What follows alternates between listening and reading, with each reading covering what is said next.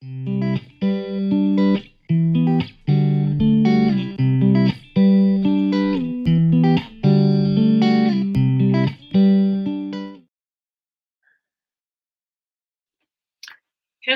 everyone, and welcome to the Jewish Women Entrepreneurs and Leaders podcast.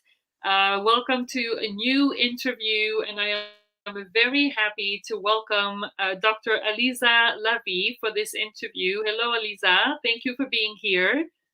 Thank you for having me. Shalom.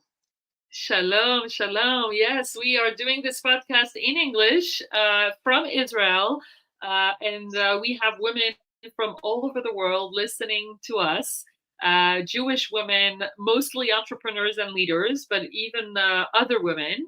And I will start by sharing a short bio of Aliza Lavie so that you know who is Aliza, and then we're going to dive right in a lot of interesting conversations that we're going to have about what is happening in Israel, what is happening to women. We also want to celebrate International Women's Day together with Aliza with her new book. But let me start by sharing more about who is Aliza, and then we'll dive right in. So Aliza is a former member of the Knesset, Israeli parliament. For those of you who don't know what Knesset is, she's also an author and a social entrepreneur. She is one of the most active public advocates for the advancement of women in Israel today. As a former member of the Israeli parliament, Aliza served as a chairperson on the Committee on the Status of Women and Gender Equality and on the Committee to Combat Women Trafficking and Prostitution. Aliza is the author of 5 books. Her latest book is Iconic Jewish Women, 59 Inspiring, Courageous, Revolutionary Role Models for Young Girls. So you can understand why we chose Aliza to be this interview for International Women's Day, because I cannot think of anyone who has such an amazing bio talking about women, defending women. So, Aliza, thank you so much for being here, and it's really an honor. Thank you so much. Yeah, to be here, in this day of International Day. Actually, for me, it's not an international day, and still our sisters, with Hamas hands. It's not a Women Day without them, without our sister who were kidnapped by Hamas. Women's Day with the battle eye of feminist women in all over the world, those who brag about their work for women, who goes to justify those who break without their work for women, and then silence, or nothing that we can understand what is going on, what is all about. It took 5 months, United Nations, to understand and write the report, but what else? What is the next step? We need justice. We need our girls and boys, our sisters and brothers are with us. Bring them home now. So, to speak about International Women Day without our sister, it's something that all of us, all the Jewish people, have to, pray and ask for Yes, freedom. definitely. Thank you for reminding us of that. It definitely is, in 2024 to think that we still have, like you said, women that are still hostages and women's organizations who are not recognizing what has happened on October 7th is really something that's very difficult to celebrate. And I was going to thank you for talking about this, because I was actually, since the war broke out, we start all our interviews with, how have you been since October 7th? And we ask, how have you been impacted, with, either on October 7th or since then? And I know that you have close relatives that have been in the war, that have been fighting. And so first I want to ask you, how are they doing? Where are they? What is going on with those people that are so close to you? And tell us more about, how are they doing? Yeah, actually, I was in Jerusalem. It was, Simchat Torah in the morning. Don't ask questions, but yeah, like everybody, my son and my two sons-in-law, along with all of my nephews, are combat fighters, and they found themselves, in Gaza for 3.5 months. My daughters and my daughter-in-law, stood alone in together with the kids and continue life, career, jobs. It wasn't easy. It wasn't easy at all, to the fact that you can't sleep at night. My son was first line in Gaza. And also, I got a phone call the other day, Aliza, go to a Suitate's house, to at the hospital in Be'er Sheva, and your son, he needs help, and you find yourself, drove in the way to the surgery room, what has happened, uh, and after a week, he didn't want to stay in the hospital, and he came back together with Wow. his friends, and yeah, and 3.5 months without, thinking about yourself. You're always Yeah. afraid. You can't sleep.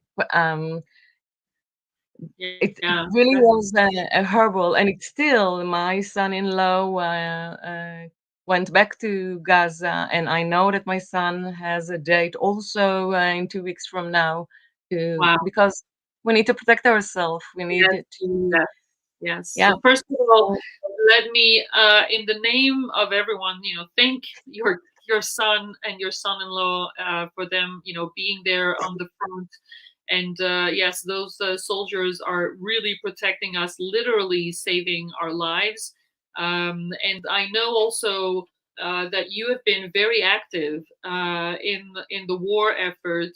We know that right after October 7th, the state and the army had to take care of a lot of things, obviously, and that there were a lot of civilians who decided to take initiatives and to start initiatives to help what the government or the state could not provide at the time. And I understand that you set up a headquarter for war support with a forum of women leaders. And I would love for you to tell us, what was this initiative like, and who started it, and who is this forum of women? I'm yeah, sure you did a lot of help. So tell us more about what you did at this time. yeah. Actually, we found ourselves, in a situation that we didn't even understood what is going on. Suddenly, we saw the fact that so many families didn't know where are their relatives. Nobody came to say something. Nobody helped. Nobody was there. So instead of ask questions, we took our forum. We call it 120 leaders women that actually we started a year ago because of all the situation that were here in Israel, and we asked ourselves what we are going to do as women. Okay, we have different point of view, and ideologically we are have otherness in between us, but it doesn't mean that we can't work together. So we start working together and we build a forum, and we start and we come back to listen one to each other. We forget what it means to listen, first of all, and then we develop a lot of activities in between us and society, and everybody from our team has a lot of work. But we thought that if we are talking all the time about leadership, women, we know how to do it, we have other tools. So what is these other tools? Let's try and recognize them. And in history, always, always, especially in the Jewish history, women were there. If we are talking about the Inquisition or Holocaust or other junction that nobody knew what to do, suddenly, the reality change and the public sphere become a catastrophe or war or something else. Women were there. Women understand that they have to take the control. They didn't ask for permission, or but they knew how to do it. They know, in here in Israel, with our team, like other forums or communities, suddenly everybody knew what he has to do. I mean, what is your experience, or where are you come from, or you can donate, you can be in hospitals, you can do this, you can do this. And we as forum understood that, it's the first time in Israel that more than 700 families don't know where are their sons and girls, and it was 3 4 weeks that nobody came, gave attention. Wow. We are talking about problems, with budget, money, families asking questions. It wasn't like we used to when the army is involved, because no enough people and everybody went, to Gaza. Right. So we went to the families. We visit 650 families. We were there for them. We brought all our knowledge as leaders, because every one of us has a lot of connections and understanding, and we know how to, bring things, money, Right. food, flats, because a lot of people, had to leave their homes and Right. neighbors, etc., etc. So Mhm. it was like a huge, huge, huge. We call it in Hebrew Hamal, headquarters for war support, and Mhm. we were there, and we still there. We call it the eighth day after the seventh day Okay. of Shiva. So Right. we continue the work now with the places and the families that we see that they need help. Actually, after 3 months, we found organizations that are really deeply involved, and thank God, now the situation is Yes. totally different. So we Yes. continue with other activities and Amazing. on with Wow, it. that is really amazing. And I'm talking about your activity as a headquarter, taking the civilian action and initiative for the war. But I would like to go back, and it's connected to your to the book that you wrote as well. I would like to go back to what you said about how women are always there when there are, big historical events, and you mentioned a few examples, and I would like to ask you, how do you think that feminine leadership is different than any other leadership? Is that something that are women being different leaders than men? Do we bring something different to this situation? Oops, they're maybe not I, touching the camera because there's noise. I think that sorry. No, I'm saying when you touch the camera, there's noise, so it's better not to Ah, touch. okay. I hope it's okay. Yes, Um, when we speak about women, I think that women leadership, thinking about the community. We know to leave the ego and say, okay, we are here. We need to work together to give up sometimes about ideologically, or if we have this thinking or other thinking, and to take control. right, And women much more flexible, and right. I see it. And I mean, I'm sure we're familiar with it. We know how to manage and how to do this and that. If you compare to other situation in your life, you know how to write a dissertation and then to have a baby in your other hand, or to cook and to send the email that you must do now, but the baby has to eat and he must eat now, and you can't give him later food, but you need to send the email. So compared to this situation that a lot of your audience are familiar with, I think this is a situation with leadership when we're speaking about or talking about women. We know how to do things together, to Yes, put attention, to think about the community, to see who is not with us in the room, who is not yes, here with us, and ask the question, why? And instead of having milk for babies, okay, we can use other materials or other food or other, help. And we know we know to Yes. manage and flexible. I think this is something that I found out that women understand the situation. That is But so interesting.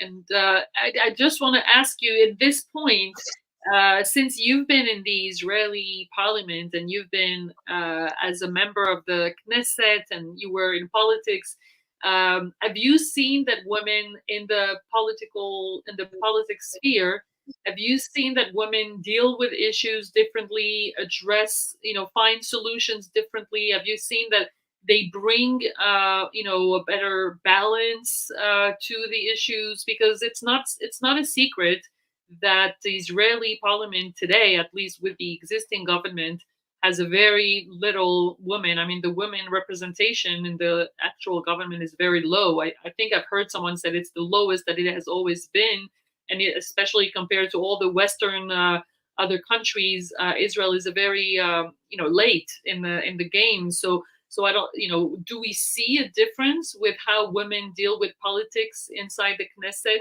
compared to men?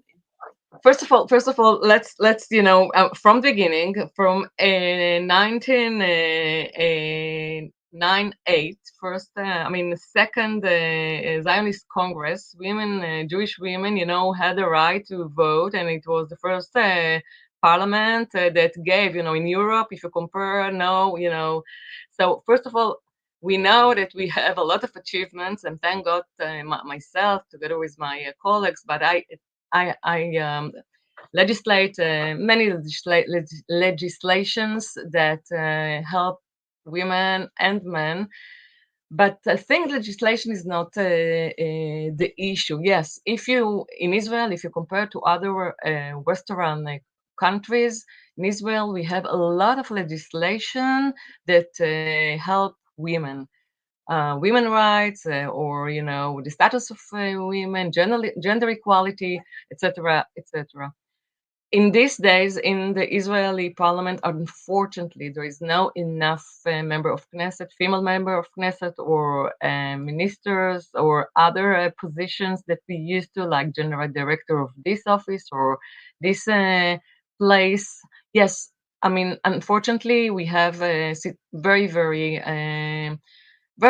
very sensitive situation from political point of view, and unfortunately, I think that we don't have all the time to blame the government. We have to ask ourselves, what is my, responsibility in this situation? I think this is the new language that we have, all of us here in Israel, and I think in the Jewish world, to ask the question and to try to talk in the new language, the language after the October the 7th. Not blame everybody. Ask yourself, what did you do or what you didn't do?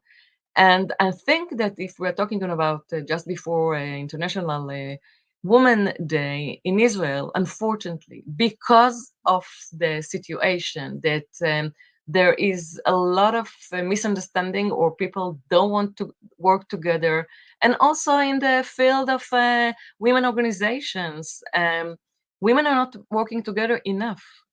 And when women don't work together, we are going back. We are going back. And this is not only in Israel, we see it all over the world. And even in the States, when women ask for rights or for votes, they went together with the Afro American together. And don't forget, the white man gave the opportunity, or the first time to the Afro Americans, and not to women. And they left the women alone. Okay, so, and if we saw it after, when World War II and other situation in our history, we as women need to understand that we have to work together. And what's happened to our sister with Hamas, rape, and other horrible things, it's happened to us now. It will happen to other women next time. And we need all of us to understand it.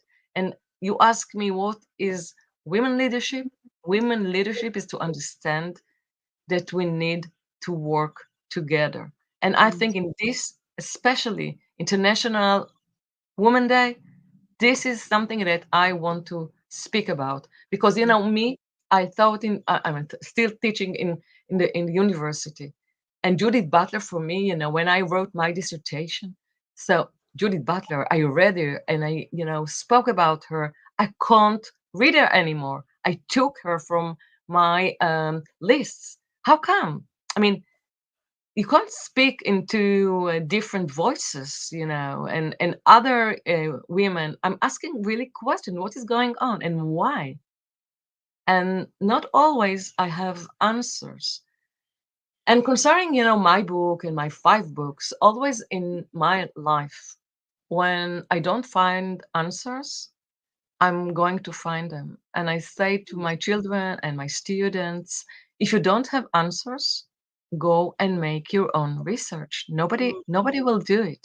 Yes. And What ask, was the question that motivated your last book, the iconic woman? I'm looking for the exact title. Iconic Jewish Woman: 59 Inspiring, Courageous, Revolutionary Role Models for Young Girls. So, what was the question that motivated this research or this book? What was the beginning of the question? I think it's so important, you know, to know who we are and our mothers, Hmm. the history of our other mothers. It's not a lesson in history. It's knowledge. It's Hmm. experience. We need it. Sometimes you can answer your questions in our days with our mother's experience and Right, knowledge. right. And not only me saying this, Virginia Woolf wrote about it, and other writers like Luz Arguiari and other women. In Hebrew, we say, you know, in our Torah, Shma beni musar avicha, ve'al titosh torat imecha. Don't leave your mother, you know, tongue, your mother tradition, heritage. What is mother heritage?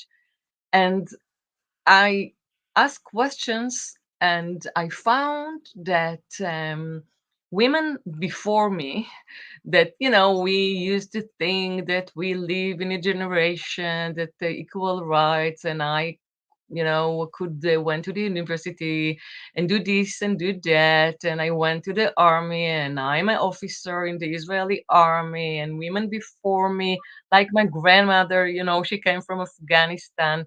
She didn't know how to write and how to read. But my granny knew all the Torah by heart, everything she knew by heart. And I asked questions. I mean, how come that she knew everything by heart? And in our generation, we are not that familiar. And more than that, sometimes when we want to be more involved, so some rabbis or other spiritual leaders say, don't do this, or why is that? And I was really curious of what women did in last generations.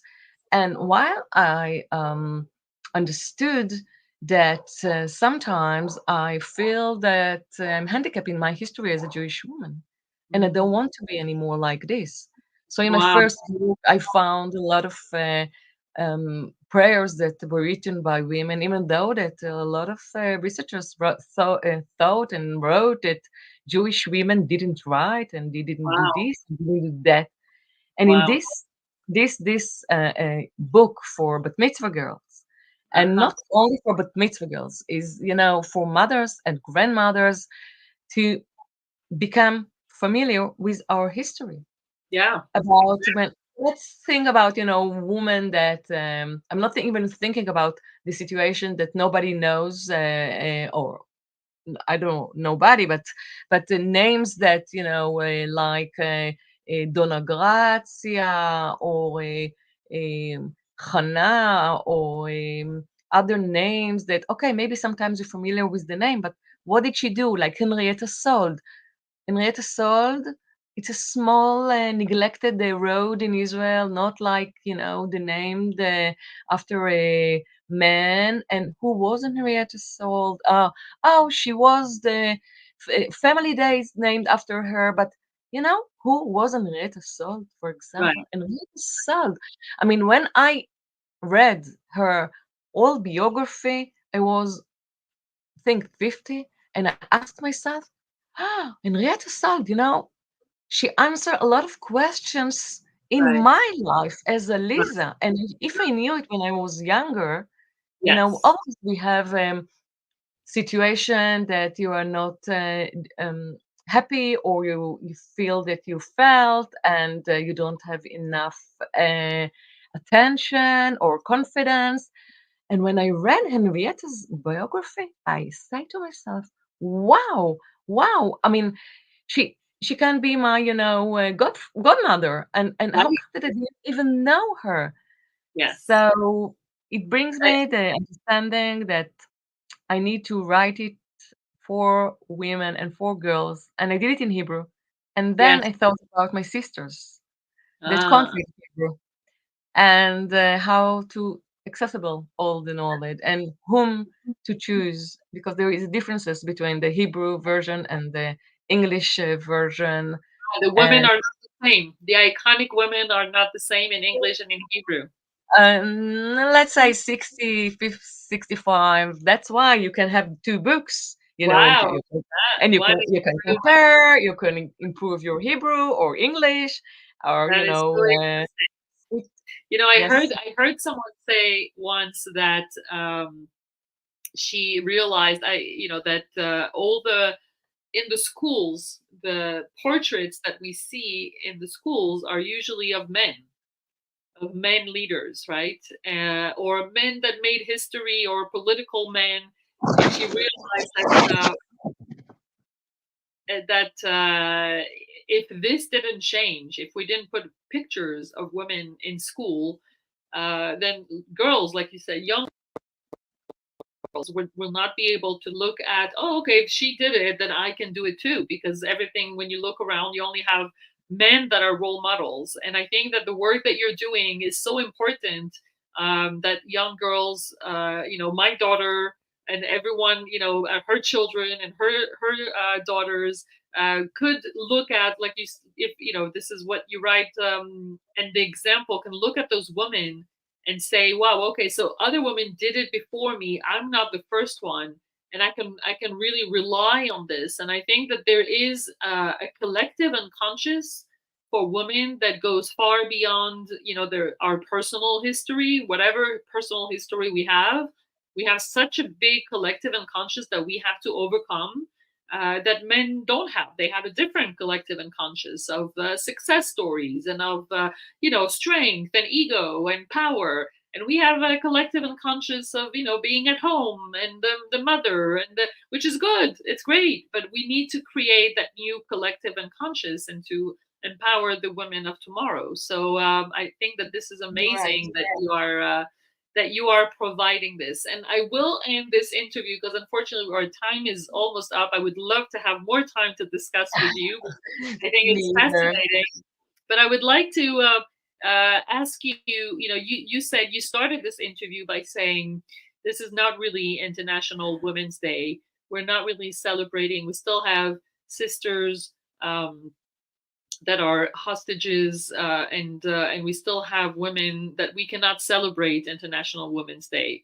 And hopefully they will be released soon.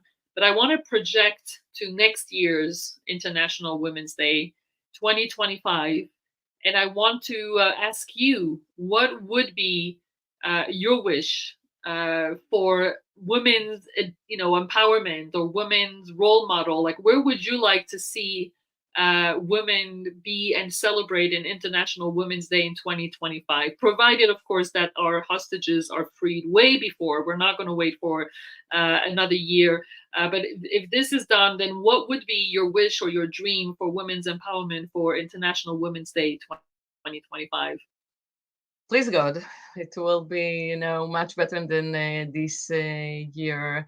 I have eight grandchildren, And my oldest grandchildren, she has a bat mitzvah in 2 months from now. And I'm thinking about our responsibility as leaders, as mothers, as grandmothers, to create the day for them. There's a lot of changes in our life. As I said, it's not enough to legislate. People and women are not that familiar with their rights. We have a lot of other things that are coming to our life, like the social media.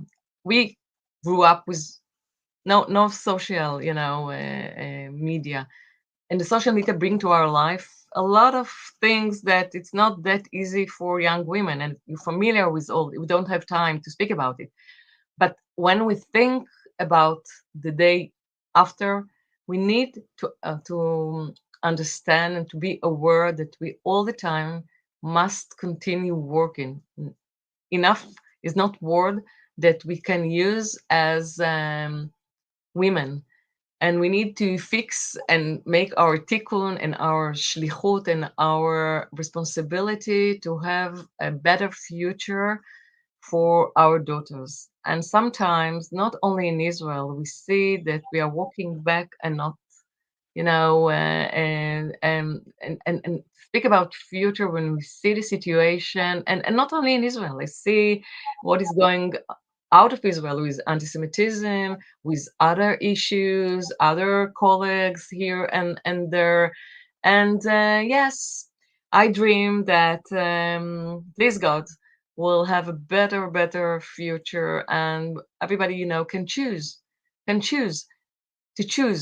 to have your dream and fly on your dream and make your dream, and have a little bit of responsibility for the community.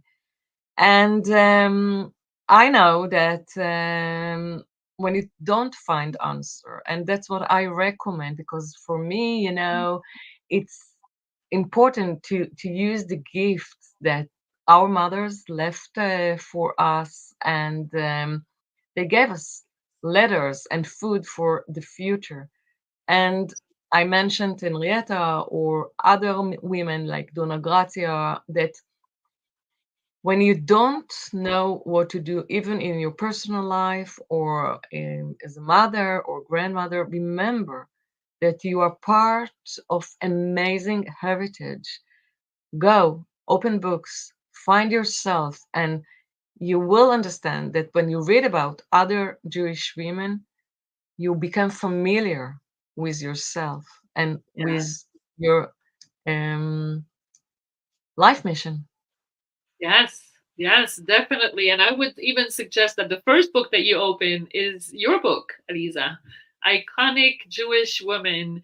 That is the first book because apparently you've done the research and you are putting all this research in one book that we just have to open and be inspired by those amazing women. And I so agree with you that there is a wealth of tradition and information that those women had way before us, and that we have to learn from them and be inspired and be proud of having them as our ancestors and our role models. That is Yes. something we have to learn how to be proud. And I'm sure that a lot of us, I mean, with our audience, didn't have bat mitzvah, and bat mitzvah is not a question of age. It's not only Yes, 12. yes, Celebrating bat mitzvah, and actually, the inspiration of this book. I mean, I gave a lecture in Boston with the first book. I am a Jewish women prayer book, and many women told me that they didn't have bat mitzvah and they want to celebrate. They were 80 years yes, old. And they yes. told me, we don't want to leave this world without have bat mitzvah. We Amazing. are part of. So celebrate your bat mitzvah in any age, and choose one woman and study with your husband, daughter, friend, mother, whatever. Yes. Study, make your own lesson, and you'll find a lot of answers for yourself. Believe me. Amazing. Amazing. I love it. I love that we're talking about that, and I love that you are also showing such a great example of women leadership in your own life and activism and everything that you do. So thank you so much, Aliza. This has been really inspiring. And I do hope that a lot of people not only listen to this interview, but go check your book, because I think that a lot of people, men and women, need to know what the power and the wealth that we have in our women ancestors and the ones before us, so we know how to behave in this world and in this life. So thank you so much, Aliza. Thank you, and thank you. It Bye was a bye. pleasure to have you, and I will see you, everyone, for our next episode of our Jewish Women Entrepreneurs and Leaders podcast. Thank you, everyone, and have a great day.